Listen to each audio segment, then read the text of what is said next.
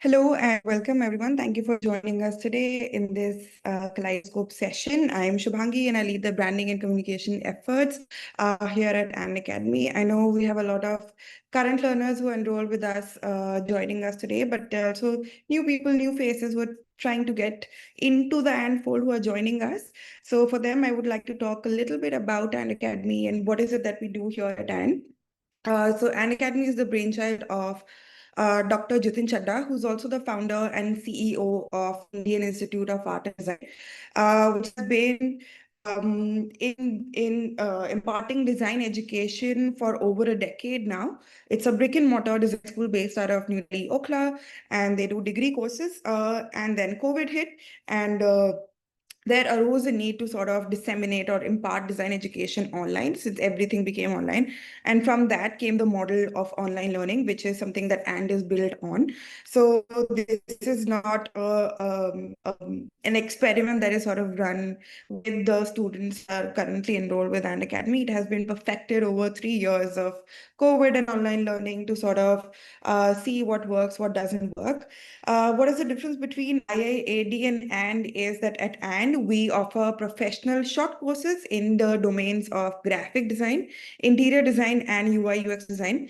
And we offer largely part-time courses, which start from 5 to 14 months. We have one full-time course in graphic design. Other than that, we have all part-time courses. And these courses are stackable. So they start from the very basics, you learn your fundamentals, and then you sort of choose to go on to the next level, which will be your diploma or your PG diploma. These are choices that you make throughout the course, and then you graduate with whatever I would say level of certification that you use, so a diploma, PG diploma, or certification. Um, we teach with the convenience of online, with the effectiveness of offline. So everything that you do find in an offline design school, you also find here at and just in an online model. So we sort of create that environment of studio learning that you find in a design school for you online. We rely heavily on tech and human support for you, for us to be able to give you that experience. I've already spoken about the pedigree that we come from, which is IIAD. All of our curriculum is designed by people and also delivered by people that are part of the design industry. So they are practitioners, also academicians. So you get to learn from people that are very much part of the design discourse that is happening right now. So you get very like relevant knowledge and up to date, you're up to date on trends, etc. All of our classes are live and interactive, unlike this session today. This session is in a webinar mode where Jayesh will be speaking about a topic and you're sort of passively absorbing the material, but our classes are not like that. They're very live interactive. We also focus a lot on design processes and principles. So you do get to learn your traditional software, whichever is relevant for you. So your Photoshop and your Figmas and your After Effects and your AutoCAD and whatnot. You do get to learn those, but what is it that you do with those software? How to think like a designer, how to break down briefs, problem-solving statements. What do you do? How to think like a designer. This is what you learn here at AND. All of the curriculum here at AND is also woven with like a lot of projects. So you learn something and then you work on a project. So we sort of rely on this method, which is called learning by doing. So you learn and then you apply, and then all of your projects then culminate into a portfolio. So when you graduate, you already have something to show for your clients, for your recruiters, for your employers, etc. The projects that you also work on during the course is also something that borrows from what you will find in the industry. So say, for example, something that is really popular in the industry right now is branding for like beauty brands or something like that. So those are the kind of challenges that you will also find in the curriculum itself. We also have a lot of faith in the kind of quality of design education that we provide, that we offer job guarantee on select courses. But of course, it comes with a hefty weight of attending all the classes and meeting your submission criteria. So yeah. We have been around for over 3 years. We're a company of now over 1,400 plus learners, 50 plus mentors, 200 plus industry connects, and we're rated 4.6 on Google. Um, that was all about. And coming to today's session, this session is part of the Kaleidoscope series that we have here at hand. This is a series of masterclasses that was conceptualized as sessions where we invite design experts and people from the design industry to share their perspective on design. And today we have with us Jayesh. Jayesh is a multidisciplinary digital artist and art director and a graduate of Srishti Manipal Institute of Art, Design and Technology, where he earned his bachelor's degree in creative arts with a specialization in digital media. Jayesh creates evocative digital paintings that merge storytelling with strong artistic vision. His work spans collaborations with renowned names such as Abhi the Nomad, Azadi Records, Gully Gang India, John Hopkins University, Java Motorcycles, Stanza Living, and Whedon Kennedy, among others. With a deep interest in art direction and across brands, advertising, music, and film, Jayesh's approach goes beyond creating visuals. He aims to craft stories that audiences connect with and invest in, whether for a brand or for a musician. His distinct style and narrative-driven work has been featured in leading publications including Vogue, India, Verve, First Post, Indian Express, Inath, Homegrown India, and FTC Mag. With that, I will hand it over to Jayesh to just like take over. Thank you so much. That was so I think that was so nice. I think I'll just say that. Okay, I'll quickly get into the intro. And yeah, hi, my name is Jayesh, and this is a masterclass on effective visual communication through narrative building. A little bit about me. A little bit more about me. I will be focusing a lot of this from the lens of an art director, and now hopefully a creative director in the coming few months. Um, so an art director, creative director, essentially what they're in charge of. An art director especially takes the strategy and tries to embody visuals which kind of pertain to that strategy. So अगर आपकी कोई strategy है, you're like, okay, I want to do this with this particular product, this narrative, this film. My job would be to make sure that I'm doing justice to the strategy that you have, to the vision that you have, right? The creative director difference only comes in when you add strategy as well. So I'm doing the strategy bit and all of the above, but I'm overseeing that process, right? So I think that's pretty much it. Like I have done some work in advertising, and I've featured some of my work here as well as bad examples of what not to do, because I feel like it's important to self-reflect and yeah, let's go. So I'll try to keep it super wide, right? Like I don't want it to just be like talking to like people who are interested in design. I want it to be about anybody who's interested in actually narrative and visual communication in general, right? Let's define visual communication. People usually think of visual communication as aesthetic choices, right? Like your typography, your composition, your color theory, and stuff like that, right? But today I want to talk about the efficacy of it, right? Every visual communicates something, but every visual does not communicate equally, right? A well made image can hold your attention, but a well told image can move you. And that's exactly where narrative comes in. Visuals tend to make you look, right? They tend to hold your attention. But when you add a layer of narrative to it, your visuals start to speak and narratives make you listen. The difference between looking and listening is context, right? Now, context sounds like a very it's like it's an obvious thing. Like it's like of course there is context, which is the integral part or different integral difference between looking and listening.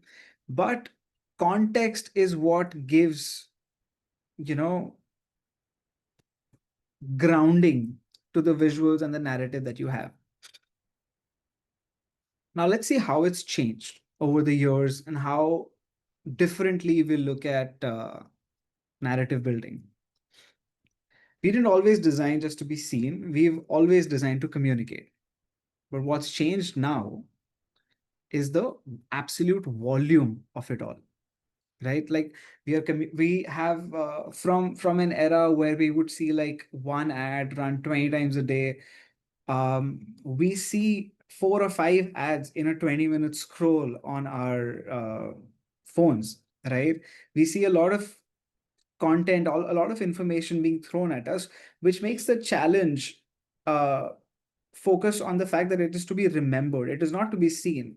It is to be remembered, right? It is to register as a piece of narrative that people can take home.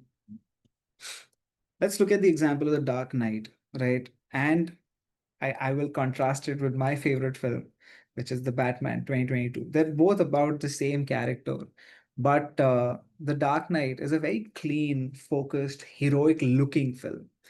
Uh, as you can see, there's a sense of like neatness to this entire you know narrative, right? You are made to look up to these characters. Even the villain, like a Joker, like they're always positioned so centrally. There's never a sense of like, you know, you always have this sense of grounding in this film. Grounding, you feel like you're grounded, and you look up to a character like Batman, and you kind of look at them in a very heroic sort of a light. Whereas when we look at Reeves's Batman from 2022, it's very dirty, it's very unnerving, it's super vulnerable.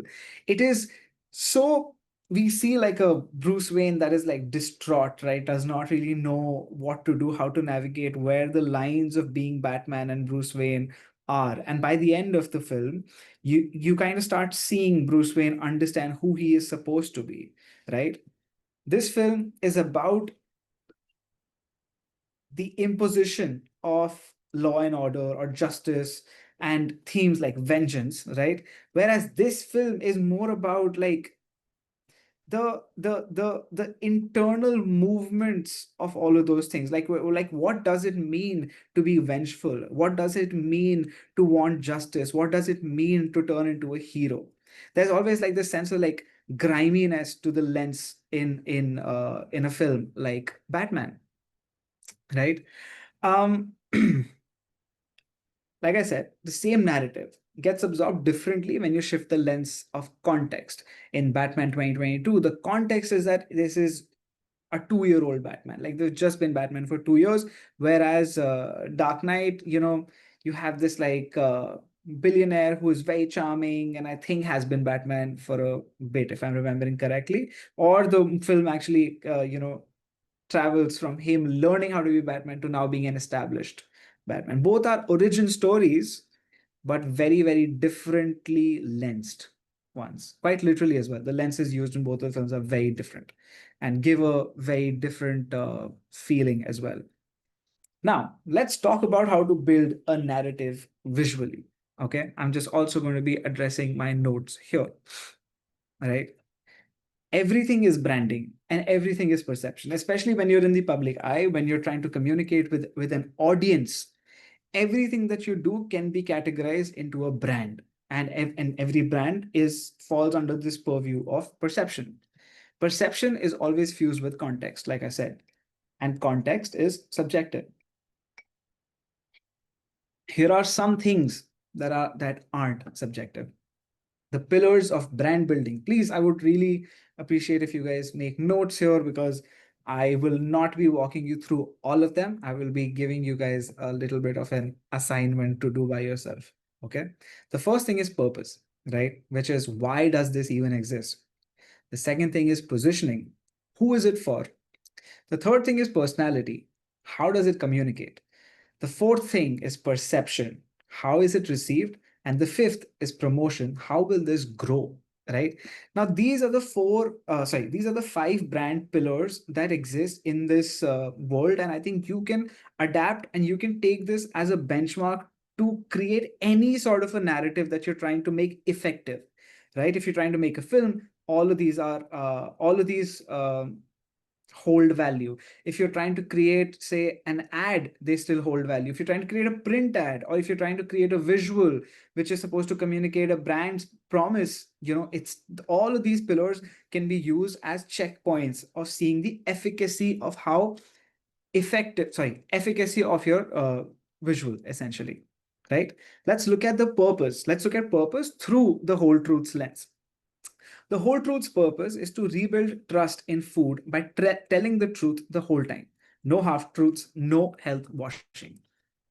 Oops, sorry. My phone was, yeah. Um, you have like you have these clean visuals that focus on like communicating with you in a way that's like real, which tries to tell you, which tries to bring your attention to the fact that like what you're putting in your body should not lie to you, right? Like what you should be you should be completely aware about these autonomous choices that you make as a consumer also, as a consumer also, right? Whereas this is an ad that I worked on. This is Max Protein, and this is an ad that we did with Karthik Aryan, and I use this as an example of the of an alternative. Actually, I won't even call it like bad work. I just feel like the purpose that Max Protein as a brand has is very different. It is to fuel active lifestyles by making protein-rich snacks accessible and convenient for everyone, not just for people in the gym. Whole truth is similar, but it is more focused on the autonomy of what you eat and the transparency behind what you consume.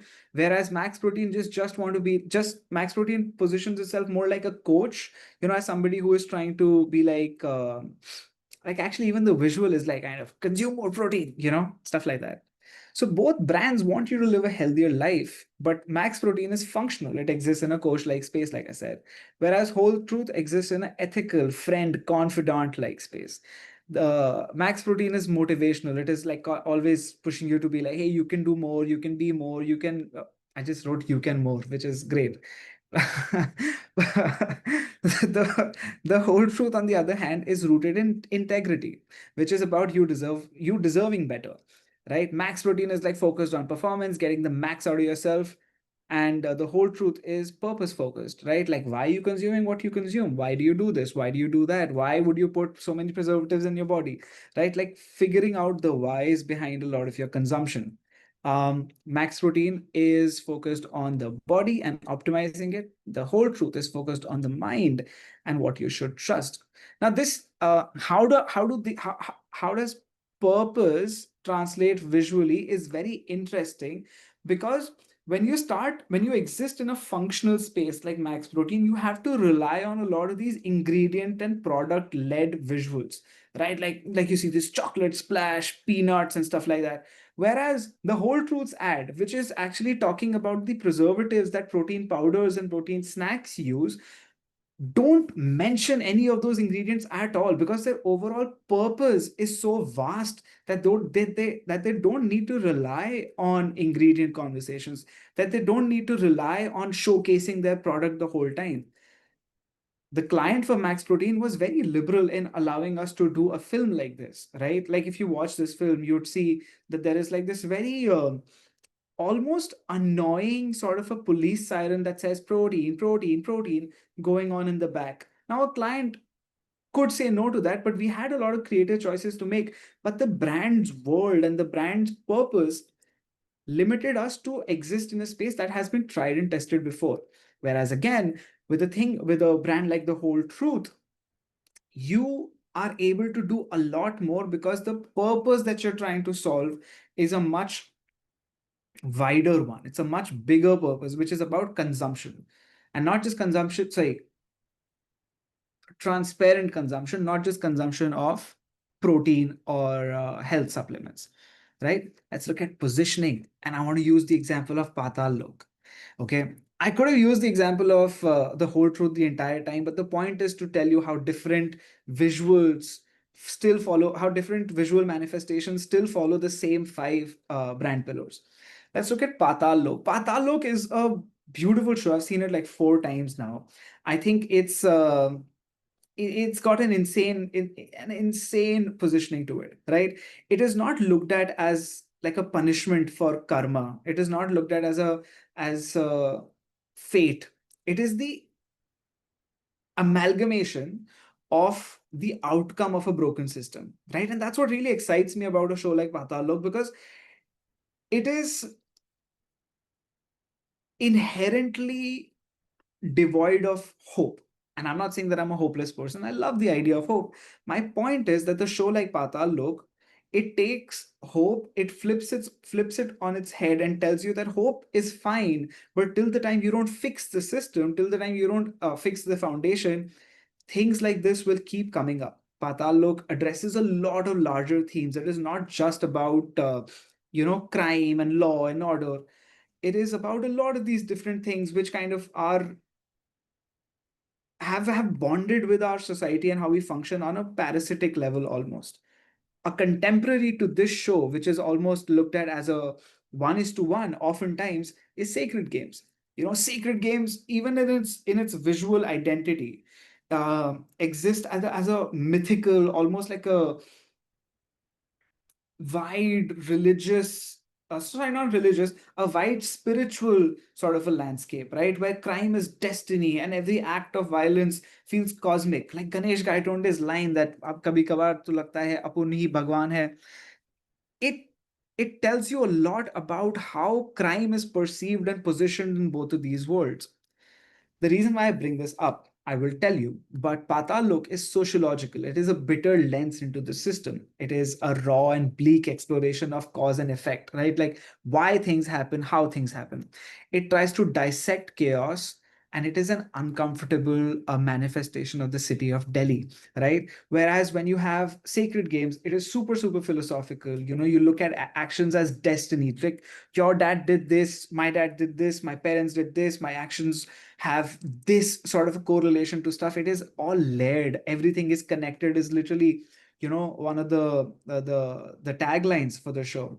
It is symbolic and almost karmic in fashion, with a line like "Bhagwan ko mante ho" being one of the first that you hear in the show. It dramatizes chaos. It is metaphorical. It is deep. It is rich. Sorry, spoiler ho gaya thoda sa, but it's fine. The reason why both of these shows are great example of positioning is because how they're visually treated, right? For somebody who is just watching, right? And I don't say this in a negative way. I don't say this in a way which is to put down anybody who watches anything. But when somebody is just watching, these two shows could look potentially very, very similar. But when you try to zoom out, or maybe perhaps zoom in into what it is that you're actively consuming, you'd realize that Sacred Games oftentimes is a very warm looking show. The way that they use their colors, the way that they use their framing, it is often focused on making the person in the frame uh, look like they're carrying the narrative, right? Whereas in Patal Lok, the way that the framing is, the way the color grading is, which is actually very, very minimal in Patal Lok, and even the sound design of Patal Lok makes you feel like you're immersed. You're a fly on the wall, right? You're not looking up at a character. You're just observing a character. You're looking at the cause and the effect of everything that's happening. When you're in the interrogation room in a show like Patal Lok, you feel a sense of discomfort because you feel like you're there. The conversations that they're having are very real. Whereas in a show like Sacred Games, the conversations that they're having are maybe a level or two above you, where they feel philosophical, where you can maybe even take away something inspirational from a character like Ganesh Gaitonde, who thinks of himself as a god. And maybe you can even take something heroic away from somebody who suffers from low esteem, like Sartaj, the character played by Saif Ali Khan. The point is that the show, the narrative has to be very, very aware about how it is choosing to position itself for it to visually communicate effectively. The reason why you watch these shows and prefer one over the other is because the themes of the positioning appeal to you a little bit more than the other, right? Even with the Whole Truth and Max Protein, I'm not saying that like one is better than the other. I said that the positioning of Whole Truth allows it to access a much wider ground, whereas Max Protein is focused on optimizing, which is a focused act altogether. But they do exist in a very similar zone. They just choose to have different contexts. Let's look at personality, and let's look at Carmi from The Bear, right? A character that is written and rooted in chaos, but guided by love and ambition. The tension rests in his battles with himself, not others. And I'll take the questions and everything later, like after this session is over. Whereas Terence Fletcher, or Mr. Fletcher from Whiplash, is dominance. It's like dominance personified. a mentor that's like aggressive, almost violent in the way that they speak. Even the picture that you have here, even the way that the body language is, it's very like control oriented, right? It's a hunger for greatness that consumes everything in their path. It's an embodiment of control, fear, and the very destructive discipline. I'll connect it to visuals again after going through this summary. Carmi is a vulnerable perfectionist, whereas Mr. Fletcher is like authoritarian perfectionist. Carmi is a hesitant, he's got a voice that is hesitant and silently rageful, right? Whereas Mr. Fletcher's voice is rooted in aggression and command. A battle, Carmi is always stuck in a battle between like the pressure and empathy for himself. Like he pressurizes himself, but then he has these lapses and crashes where he's filled with like a sense of, even pitiful empathy, right? Because the pressure is so much more than the empathy he has for himself. Whereas Mr. Fletcher, his motivation comes from wanting or desiring the reaction of fear and submission, right? For Mr. Fletcher, art is a weapon, right? For Kami, the art of cooking is an act of survival. And I will take a minute here.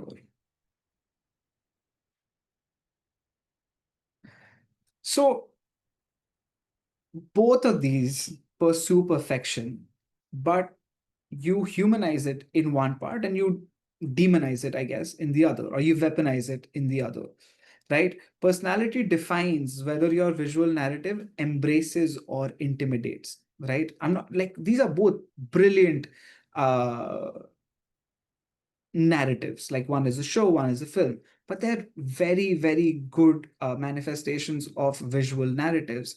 And again, the way that you see Karmi, like even in this in this frame right here, there's a sense of mutedness, whereas Mr. Fletcher is almost always shown with like a strong source of like a warm light, where a lot of the times when especially he's the one in control, he's almost illuminated like he's larger than life, like in a godlike sense, right? So my point is that personality defines whether your visual narrative embraces or intimidates, right? Now I want you to take these with you guys, right?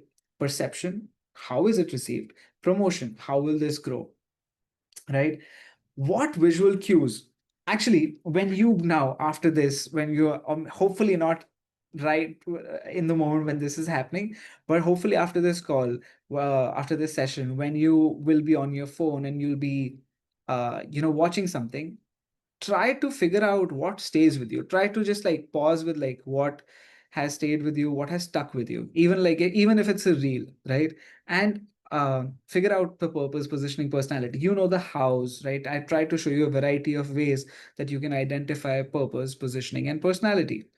But try to figure out how will this messaging be received when the lens is bigger than just you, when it's just not shown to you, when it's shown to other people. How is it going to be received? If you can imagine that, how will this grow? Like how will this phenomenon, or how will this topic, whatever it is that they're talking about, how will this go to a point where it's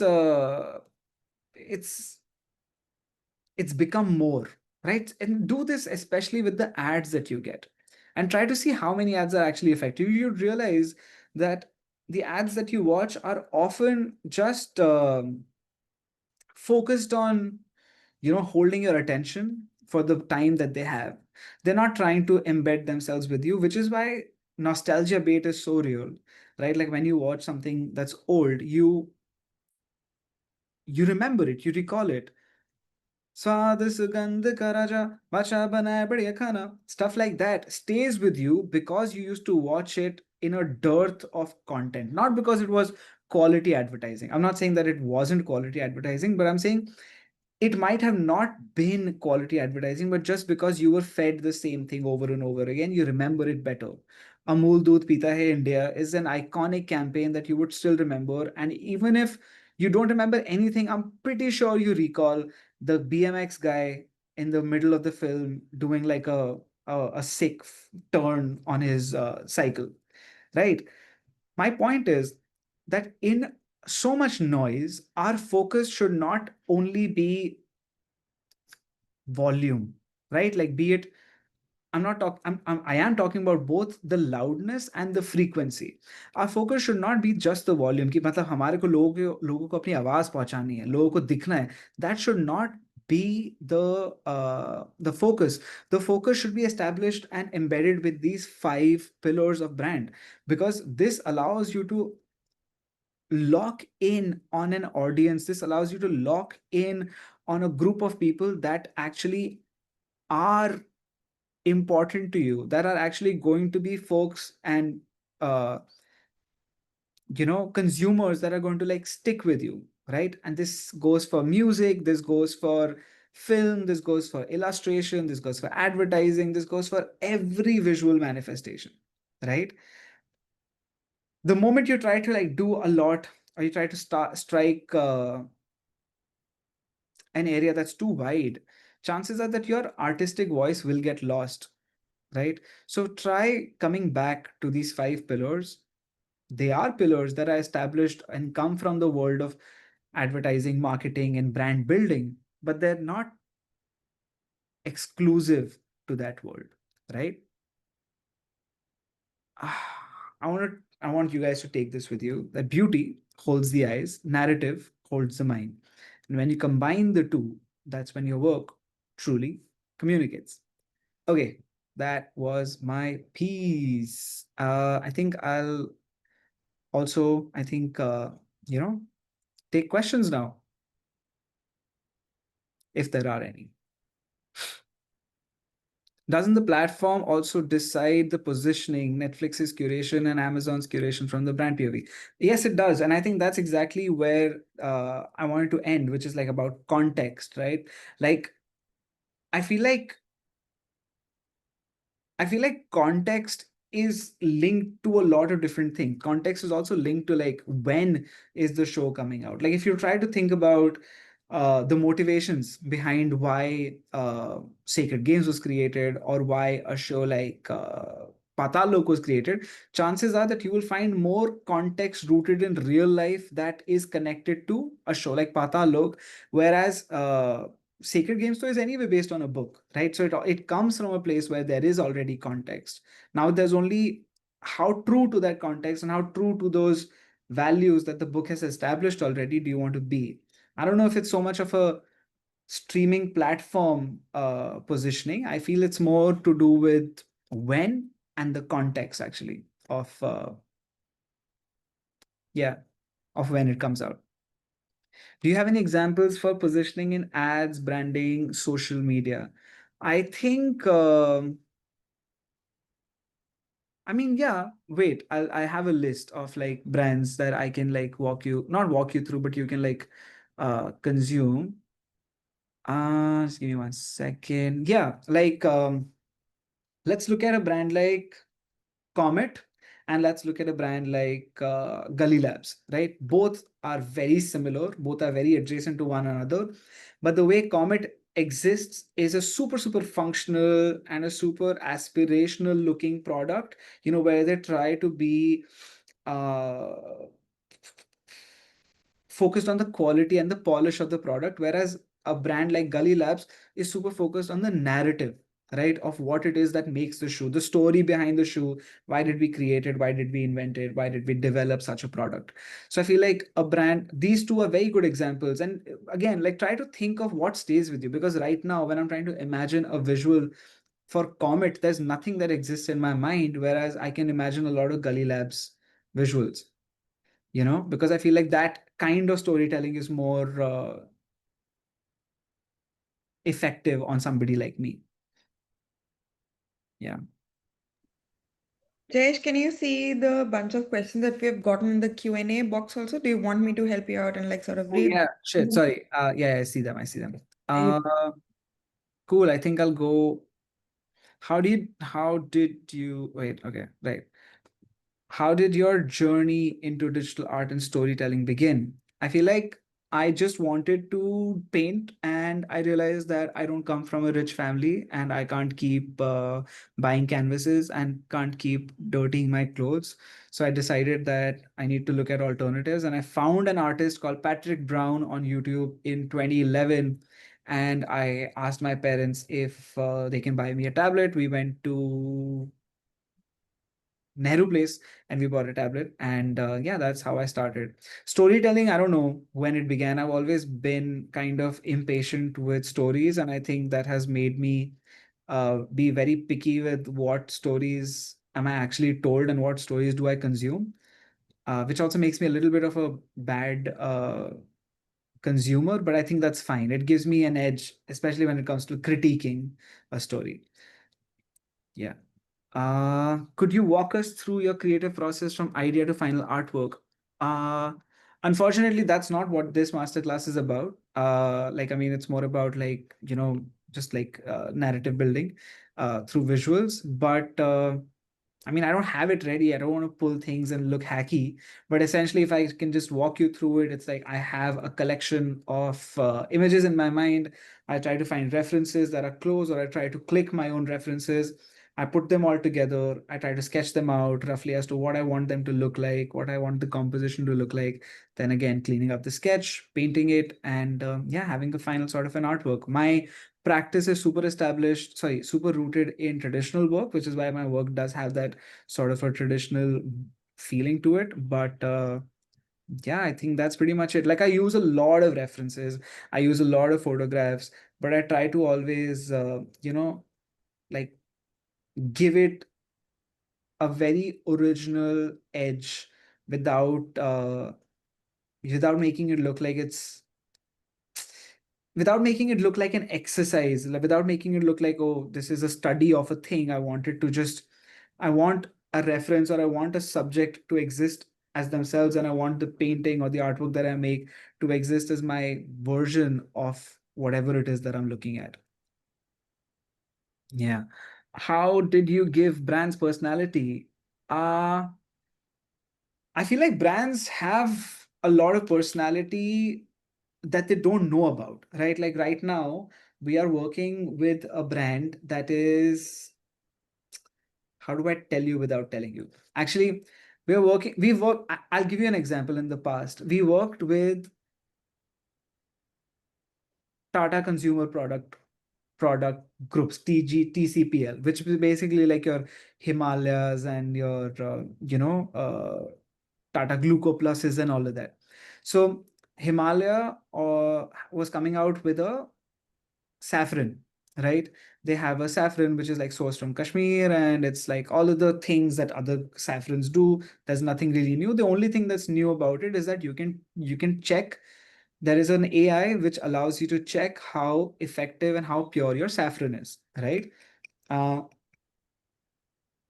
which gave us all a collective idea that what Himalaya should be doing is to position themselves as the friend who gets you, or as the archetype that gets you the right thing, right? Like the quality stuff, like हमारे में कोई मिलावट नहीं है. This is like माँ का प्यार type stuff, like how Bonvita does it. Bonvita is not made by a mom, right? Like, it's basically sugar and chocolate. But the way that they position themselves, it's like mothers trust it, which is why people have kind of aligned themselves to a brand like Bonvita for years. There's a legacy behind it, because a push like mother's trust is such a large feeling that that's also kind of what we wanted to tap into.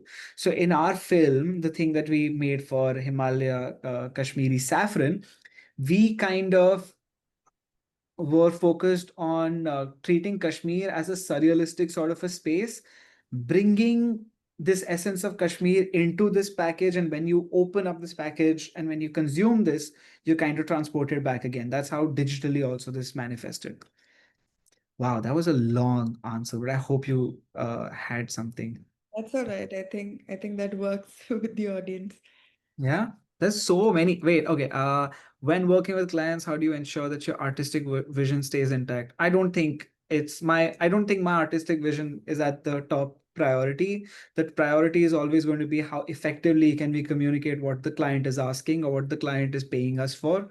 So my artistic vision has suffered, or actually on a lot of the work that people know me for, my artistic vision has suffered. And it's not something that I wanted to do. I believe that I wanted to make it a little bit better. But at the end of the day, it's a client, right? That's to be pleased, and you have to find a middle ground wherein your vision to their narrative, where your vision to their narrative is what stays true. Do you sketch or plan your compositions traditionally before moving on to digital tools? I sketch them digitally, and I also use Photoshop a lot to composite images together if in case I'm doing something that's big and has a tight deadline. Done. Okay. I think I want to filter the questions that I feel like are more important. You make sure the narrative is unique when the brand purpose. This is a very interesting question, actually. How do you make sure the narrative is unique when brand purpose or identity might be something generic or common? For example, something like Max Protein. Actually, Max Protein is a brand that it's truly not like it. Okay. I make sure that the narrative is unique. I would like to make sure that the narrative is unique by doing things that are not optimized or not used in the space all that much. So if we think of a protein brand, chances are, like, if we all close our eyes and think of like a protein brand film, chances are that it's like a little bit dark, a little bit gritty. Maybe there's like a singular light source. Maybe you see like a guy lifting weights or whatever, stuff like that. But we are in an age where we're looking at brands like Super You, right? Like Super You is such a fun way to position protein, and it's not making it about muscles or whatever. The thing is that Max Protein can tomorrow just wake up and decide to be like, hey, we want to be a little bit wider than just the gym goal. We want to be like the bar that you keep in the back of your bag when you need a snack, right? We want to position ourselves as a health snack rather than a protein snack. So my goal would be to try to nudge them in that way, that like maybe strategically you go a little bit wider, or if it's just visual narrative that I'm in control of, then I'll try to not be in a cliched space so that at least I can like cast myself out a little bit. uh You work with musicians, brands, and institutions. How does your process change across these contexts? It doesn't actually. It's very rooted in the brief. What is it that's required? And the only thing that changes is the output. Like lately, it has been films, print ads, and like digital ads. But a lot of my practice when I was in my 20s was, sketching things and sharing sketches and sharing visions, ki aisa lagega and all of that. So at the end of the day, it's the same thing. Like, context kya hai brief ka? What is it that they're trying to do? What is it that I feel is the best way for them to communicate that?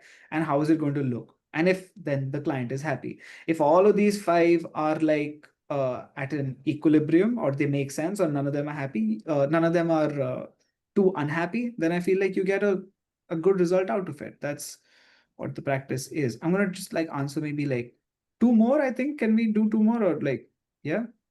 Yeah, that works. Okay, what's next for you? What are you excited about? I think I'll come to this at the end. Um, this is an interesting question because I feel like a lot of people would be doing this. I work with a lot of small businesses and I always push for narrative pieces on Instagram. What are some visual things to keep in mind when it comes to reels and carousels? Uh, okay.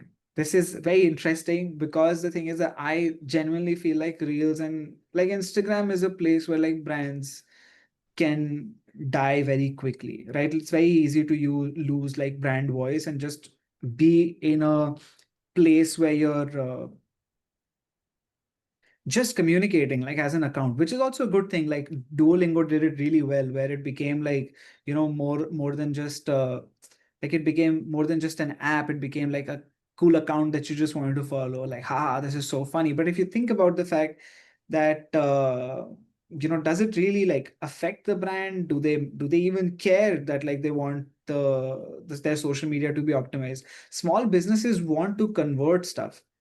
Chances are, when you are focused on like a lot of these narrative pieces, you might not be able to have a very active CTA, because like think of it as a brand which is like trying to sell ethnic wear, right? Like you have a brand which is trying to sell ethnic wear for the modern woman and all of that, like things that are leaning towards the office, like office goers and stuff like that. Now you have or maybe a communication which is basically like I don't know, just fuck, I'm blanking out a little bit. But anyway, the communication is about the fact that like you show this woman going through her day and you show her like, going through the ups and the downs of the day, but like always kind of figuring out or finding an equilibrium because she's in this piece of clothing, right? Now, this is a very strong piece in a narrative sense, but how do you bring people to the Bechu part of it? So you have to kind of pull down the narrative bit so that people don't get lost in the Bechu-ness, which is why it's easy to talk about narratives when you're looking at films and stuff. But when you look at ads and brands, it is difficult because it's like you can't really be that dramatic. And when you do tend to be that dramatic, chances are your product goes a little bit behind. It becomes more about the story of that particular ad.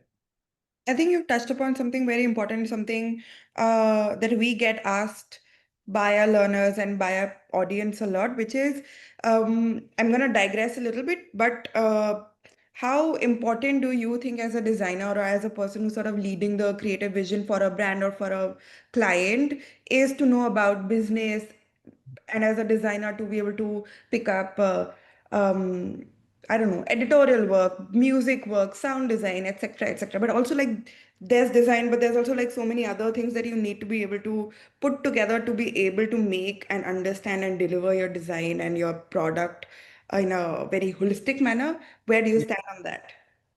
I feel like you have to be delusional if you want to do a lot of things. And I don't mean it in a negative way. I mean it, I believe that I'm very delusional about the faith that I have in myself, right?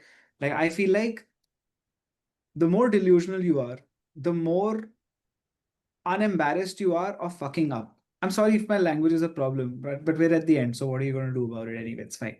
Uh, like I feel like when you're scared of asking questions, when you're scared of looking stupid, you don't take any sort of risks, right? This is not something that's a new thing.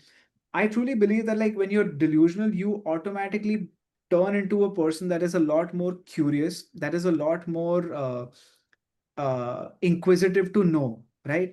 How does business, like when I was started working with Shebang, I had to let go of somebody in my first 6 7 months of working there. I didn't like that, but I realized that that is a part of the job, and I feel like I have to kind of do it. It was one of those things that still sting because you never want to take away like somebody's livelihood, and also like the way that I'm morally aligned is like it feels bad to do something like that. But the whole point is that when you start looking at things from a lens where you see yourself as like, yeah, I'm the executioner of these things, it's you have to embody the good and the bad and the ugly of it. My point is that there's going to be a lot of parts of your job and of projects that you pick up that are going to be inherently ugly or bad to work on, and delusion is the only thing that is going to take you forward. I've deluded myself into believing that I'm a good person, even though I'm temporarily taking away somebody's livelihood, right? It's a bad thing. But the thing is that, like, my delusion allowed me to just float across till the time that I was actually capable enough of handling the next time I let go of somebody, and maybe catch the fact that this is even going to be a possibility, right? That okay, you're not doing that good, chances are that in the next review they will bring something like this up, so I want to course correct now, right? That's what it allowed me to do. Anytime you learn something, you shorten your takeoff patch, right? The more proficient you get at something, the quicker you can take off. The long the And I feel like the more doubtful you are, the longer you'll keep going, and then by the end, when the runway is over, you're like, okay, fine, I'll take off now, right? Like that's so just ask, just be embarrassing, be delusional. It's all good. Like there's nothing is real, you guys. It is really nothing is real. Like it's like we can do whatever, genuinely. Apollo Munich or Frank Ross. Nice, dude. Cool. Good job, you guys. These are my friends. How do you translate this over to a personal brand? I can imagine the pillars for someone else, but not for my own personal one. Interesting. If you can't imagine it for your own self, maybe your brand is not complete yet, and maybe you need to sit with it and actively do it. It is easy to imagine it for something that already exists because the brands that exist have these five pillars to exist on, right? Like there are no brands that are successful or like really thriving without these pillars. So imagine how many brands are being developed right now at this exact minute, how many people are sitting in groups of fours and fives and like trying to think of like the next hot sauce, that's going to take India by storm. And they're still figuring out what one of these five pillars is. It's an exercise. You have to, actively keep pursuing it. I think I am. And just like pick whatever you want. I think we have nine. Yeah, I yeah, usually have one question before we close the session, but I think there was one question which is what's next? That is something that you wanted to get to. Do you want to do that now? yeah. Uh, what's next for you? Okay, so greatness. And I don't mean it lightly. I feel like I know, again, this is where the delusion comes in. I know that I have to be great, so I will always keep like working backwards from it. I am not against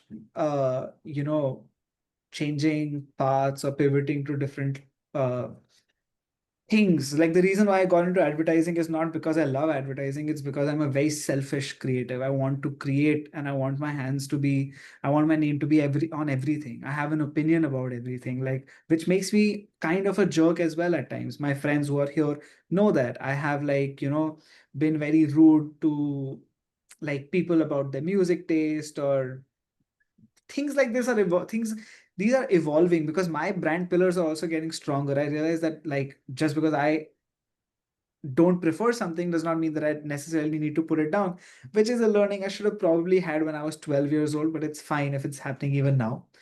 My point is that I know I want to work towards greatness in a more realistic sense. What's next for me is probably a role which is like an ACD or a creative director role, and then eventually work my way up wherein I can become an independent creative who is building a community space for artists. I don't want to commit my life to advertising. I don't think it's a field that truly believe in. I enjoy the creative pursuit of it.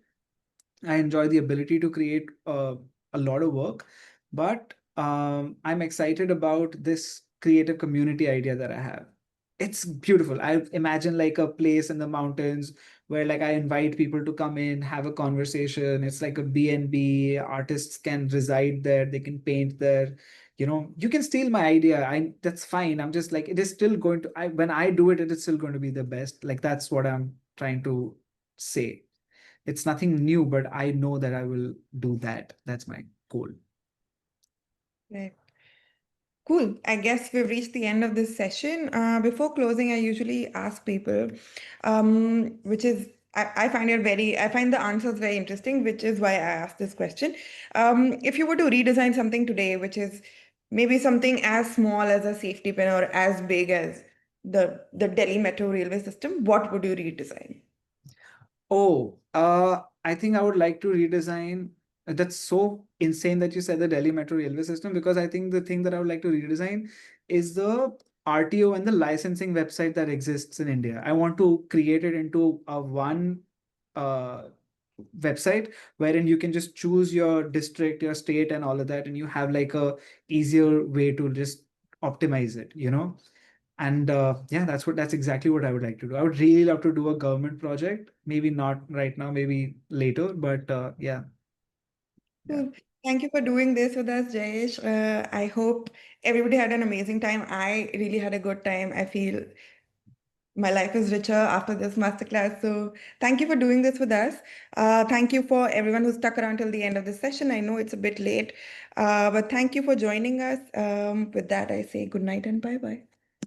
Thank you, guys.